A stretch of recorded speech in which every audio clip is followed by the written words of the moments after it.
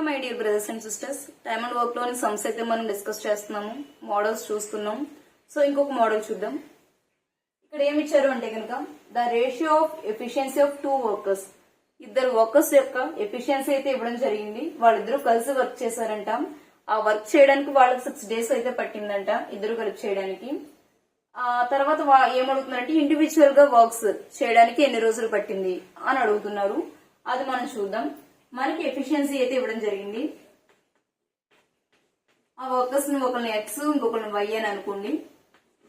వాళ్ళ ఎఫిషియన్సీ అయితే 3:2 అండ్ వాళ్ళిద్దరూ వర్క్ చేయడానికి అంటే X plus Y వర్క్ చేయడానికి ఎన్ని రోజులు పట్టిందంటే కనుక 6 days అయితే పట్టిందంట.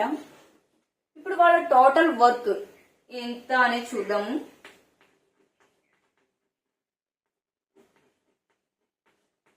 Total work of X plus Y is equal to, మనకి వర్క్ కావాలంటే ఏం చేయాలి? మామూలుగా మనకి efficiency formula work by time. So work కావాలంటే ఎఫిషియన్సీ ఇంటూ టైం, ఇది కదా మన ఫార్ములా. సో మనం టోటల్ వర్క్ ని ఫైండ్ అవుట్ చేయగలం. ఎందుకంటే ఎఫిషియన్సీ యొక్క రేషియో ఇచ్చారు, మనకి వాళ్ళిద్దరూ వర్క్ చేయడానికి ఎన్ని డేస్ పడుతుంది అనేది ఇచ్చారు. So 3 + 2 5 into 6 days. సో మనకి టోటల్ వర్క్ ఎంత అంటే కనుక 30 అనేది టోటల్ వర్క్ అయితే వచ్చింది. ఇక్కడ వాళ్ళు ఇండివిజువల్ గా వర్క్ చేయడానికి ఎన్ని డేస్ పట్టింది అని అడుగుతున్నారు. సో డేస్ కావాలి అంటే టైం కావాలి అంటే ఏం చేస్తాం? Work by efficiency. సో మనకి X చేయడానికి ఎంత టైం పట్టింది అంటే కనుక టోటల్ వర్క్ అయితే 30 బై ఎఫిషియన్సీ. X ఎఫిషియన్సీ ఎంత?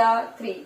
So 30/3 10 times. At the same time Y కావాలి అంటే కనుక 30/Y efficiency 2. So 30/2 15. So individual గా వరుసగా అంటే X Y వర్క్ చేసిన డేస్ అయితే వాళ్ళు మనం ఫైండ్ అవుట్ చేయమని అడిగారు.